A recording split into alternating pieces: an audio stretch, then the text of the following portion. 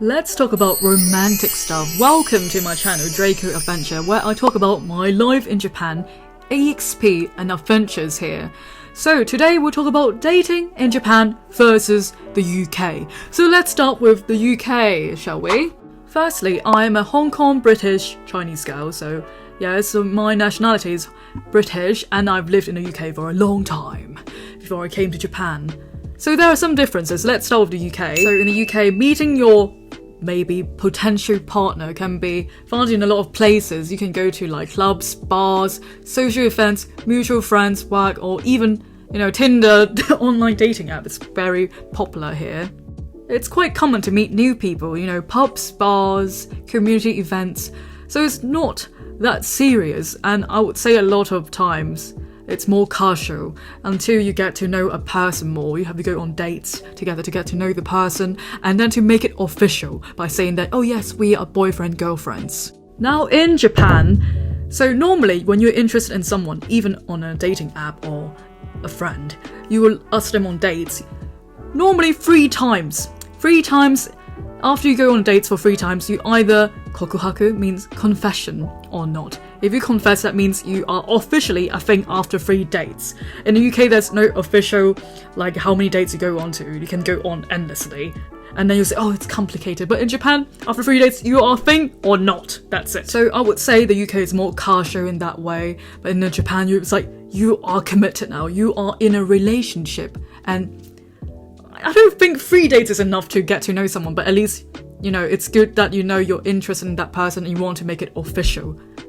So it depends on how you are personality-wise, but if you want it to be more official, maybe Japanese way, it's easier than just wait and see how it goes. That's why in anime you see, oh, tsukiyatte kudasai, senpai daisuki desu. The confession of love is so important here, it's a part of the culture, whereas in the UK you don't have that. No, you just talk about it, oh, casually, maybe you go on dinner, oh yeah, I love you, I like you, so why do we make it official and that's it. Also, I think in Japan it's harder to form guy and girls friendship. In the UK I have lots of bros and guy friends, but in here it's just so hard to have one and they have like ulterior motives for me. I tried, or to just end up all confessing to me. It's crazy. So I think it's common to have guy friends, continue guy friends, even after marriage. Boyfriends is more accepted in the UK, whereas in Japan I feel like it's very hard to have male friends, platonic friendship. Then I will move on to PDA, public affection, public displays of affection. Well, in Japan people are very shy here, and if you don't want to offend other people, it's more about the group, the harmony of the group, and if you stand out and doing those kissy, huggy stuff, you make people uncomfortable. So Japanese people are very considerate in that aspect, so they would not kiss you in public and hug you and stuff. So when I hugged my girlfriends or guy friends, they'll be shocked, like, what the hell is going on here? Whereas in the UK it's just so very common. You hug your friends, guys, girls. And when people go on dates, of course they use dating apps here, it's very common as well, but Japanese people, they're more inclined to go on gokon, kompa. It's more of a group dates where it's gonna be a friend of a friend. There'll be 3 girls, 3 guys, and they go drinking out together, having food together, and they feel safer this way because they already have this friend connection and they are not alone. And I feel like in Japan they just like it when they're in a group. They feel more comfortable with their friends, meeting the other guy and then see how it goes from there. This will never happen in the UK. They won't do gokon, group dating, group speed dating. It's just strange and weird, and I've never done gokon either. But I did do Aiseki once, which is speed dating with your free again, it's the same, but multiple people, non-stop.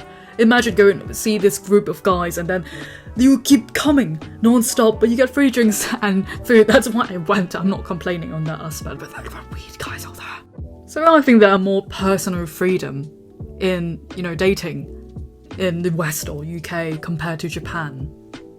But because I'm not testing an alpine of person, it really depends on what you're looking for. So I don't mind the Japanese way of dating because it's either I'm dating for marriage here, I think a lot of foreigners are not used to the speed of which Japanese people date. when they're dating, they're like, oh, suddenly I want to get married, when you haven't been with that person for like 6 years or something. Like after a lot of people actually get married after a year or something. It's normal here. Well, if it's compatible and they don't even live together, that's another thing. They don't live together and they get married and then they move in together. That like the steps are different. It depends on what kind of person you are though. And I can't speak for all people, just from my experience and my Japanese friends, and yeah. So anyway, well, which one do you prefer? Do you prefer the Western way of dating or the Japanese way of dating? Let me know in the comments down below and what kind of videos you want me to make in the future. So yes, subscribe and like, and I'll see you later. Bye.